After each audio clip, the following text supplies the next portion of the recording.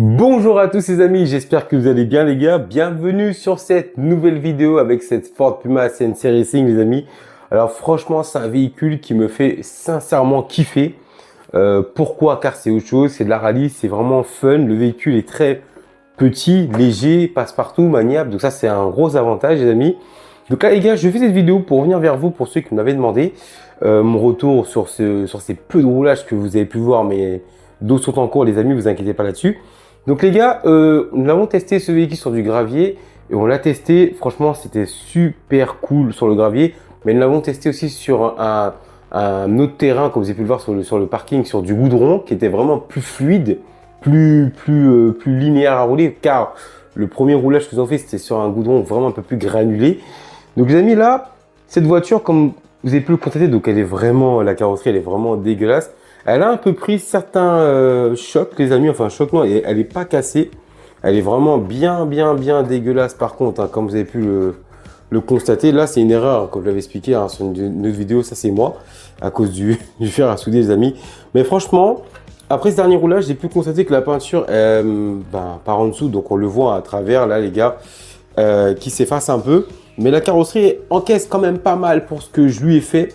Franchement, je suis assez surpris de ça. Donc, le côté un peu sale lui donne vraiment son petit look. Donc, l'aileron qui n'a pas bougé du tout. J'ai pas de casse à déplorer sur la carrosserie, hormis, comme pour tous, les projectiles, la peinture qui prend quelques chocs, quelques coups.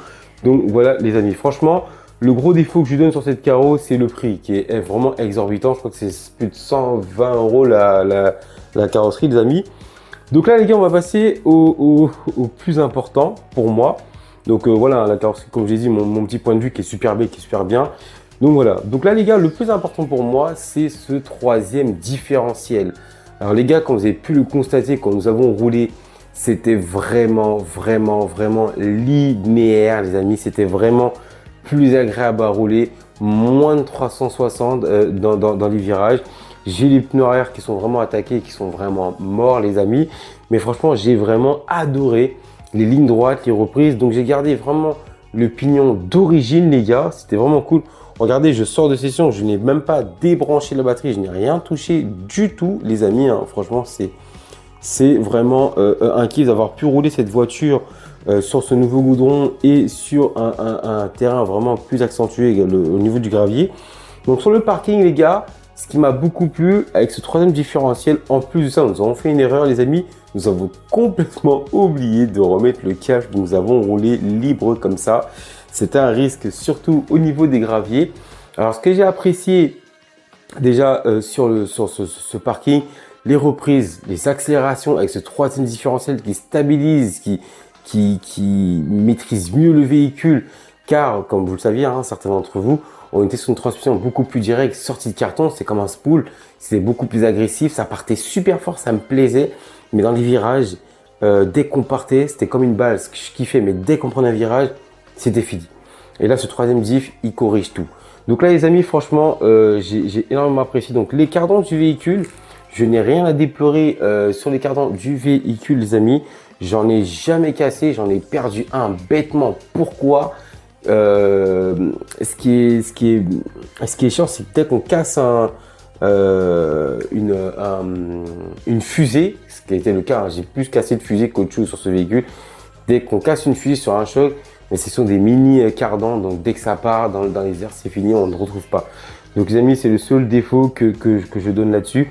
Donc les triangles, je n'ai jamais eu de soucis là-dessus, hein, c'est triangles sortis de carton. Les cardans sortis de carton, comme vous avez pu le constater, je vous le redis, j'ai changé les fusées avant-arrière car les fusées c'est la bête noire de ce véhicule avec le véhicule que j'ai eu là-dessus. Donc voilà. Les amortisseurs les amis, j'ai rien à déplorer, j'ai pas eu de galère d'amorto, rien du tout. Franchement nickel. Donc le véhicule par contre, ce qui était vraiment surprenant, c'est sur ce parking, dès que j'accélérais, on avait vraiment tout le nez qui se levait, l'arrière qui s'assoit. C'est vraiment agréable à voir. C'est vraiment le côté réaliste de ce véhicule, les gars. Alors, franchement, tout ce qui est châssis, j'ai pas à m'en plaindre. C'est vraiment top. Donc, nickel. Hein. Donc, vous avez vu, elle est vraiment poussiéreuse, la voiture. Hein. Donc, voilà, j'ai vraiment apprivoisé. Donc, le châssis, vraiment nickel, les amis. Franchement, rien à dire là-dessus. Les cardan central, rien à dire là-dessus. Ben, différentiel avant-arrière, j'ai pas eu de galère, hein, d'accord, ok. Le gros point noir de ce véhicule, ce sont les pneus. Les pneus, les gars, c'est... Waouh, ils ont pas de grippe. Ils ont pas de grippe, donc c'est vraiment une patinoire. Sur sol sec, ça va. Et sur sol humide, pour ceux qui vont bien aimer jouer avec le véhicule drifter, c'est bien. Mais qu'on veut faire une course, c'est vraiment un peu plus compliqué. Donc là, je vais voir pour améliorer les pneus avec le temps. Le seul défaut, c'est que je trouve que les pneus sont chers pour ce que c'est. Donc moi, j'ai trouvé une autre alternative sur d'autres réseaux sociaux où je vais commander ces pneus et voir ce qui va se passer. Donc les gars, après, au niveau du plastique du véhicule, en globalité, je n'ai strictement rien à dire. C'est vraiment fiable, c'est vraiment cool. Les supports de carrosserie, franchement, nickel. Les protections avant, arrière, franchement, nickel, cool. Donc voilà. Alors, ce qui me plaît, c'est dommage que c'est super bête ce que je veux dire pour d'autres. Pour moi, oui, c'est dommage que ce n'est pas du tout comparable, mais c'est dommage que Arma, ils ne prennent pas conscience de ça. Chaque véhicule Arma qu'on achète, on oublie de changer la configuration. Là-dessus, les gars, j'ai vraiment kiffé. Ils ont mis vraiment un setup super cool. Le moteur qui répond bien. Franchement, j'ai rien à dire. C'est un 3000 kV, les amis. Avec je crois que c'est un 120 ampères, le variateur sur B-Wing.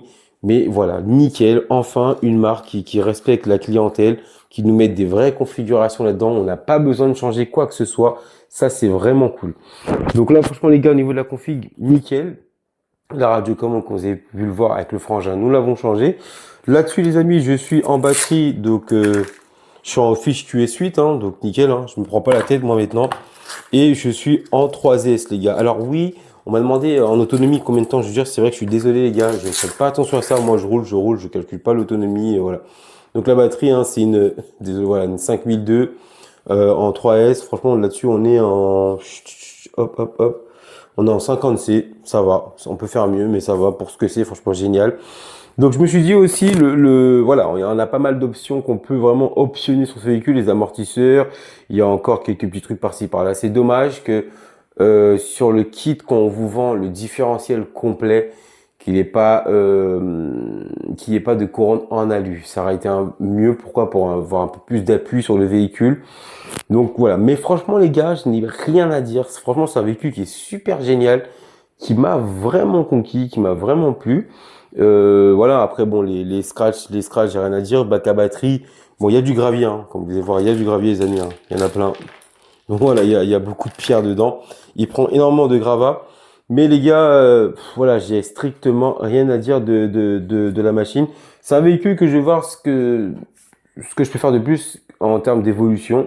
Je vais pas chercher vraiment à peaufiner des petits détails, mais j'ai vu qu'il y avait des amortisseurs qui étaient là avec des meilleurs amortisseurs encore alu. Bref, ça c'est un détail. C'est coûteux, hein. C'est vrai que c'est coûteux, tout ce qui est alu, on sait que c'est coûteux. Mais vraiment, j'ai rien à dire au niveau de la consommation.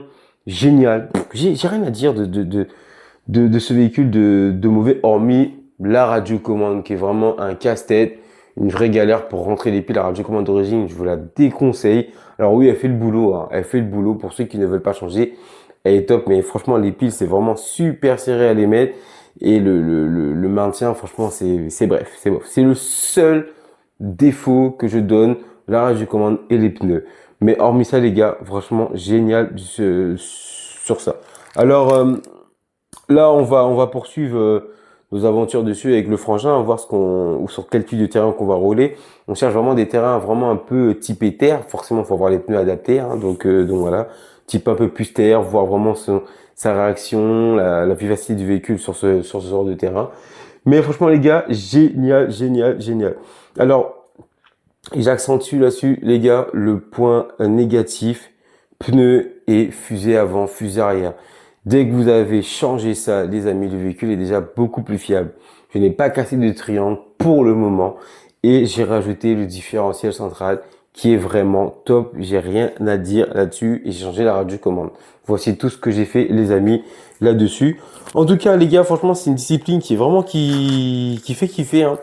Franchement, c'est une discipline qui est vraiment top, ça donne envie de poursuivre. C'est dommage qu'il n'y a pas plus de véhicules sur cette échelle, hein, donc où il n'y a pas une marque qui se lance à faire un concurrent de cette Ford Puma. Franchement, ça serait génial. Petit comme ça, de cette taille-là, franchement, ça serait vraiment cool. Oui, il y a HPI avec la Subaru, Il y a d'autres marques encore, mais franchement, le setup est pas mal.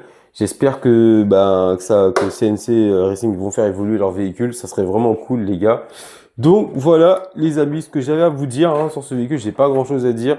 Et plus petit détail, c'est voilà les vitres des rétros qui sont partis, les amis. C'est un véhicule que je recommande. C'est un véhicule qui est super agréable à rouler. C'est un véhicule qui s'entretient super bien et qui est costaud pour ce que c'est. Franchement, qui est costaud. Au niveau du prix, je trouve que c'est vraiment clairement abusé. Au niveau du prix, c'est vraiment abusé. Je trouve pour ce que c'est très très bien. À ne pas négliger.